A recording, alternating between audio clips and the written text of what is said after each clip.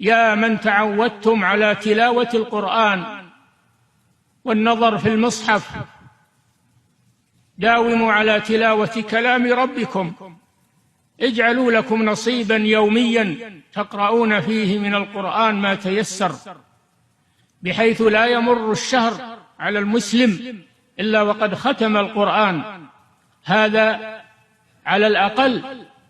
وإلا من السلف من يختم القرآن في كل 10 في صلاة الليل، ومنهم من يختمه في كل 7 في صلاة الليل دائما وأبدا، ومنهم من يختمه في كل 3 ليال في صلاة الليل، بل منهم من يختمه في ليلة واحدة في صلاة الليل،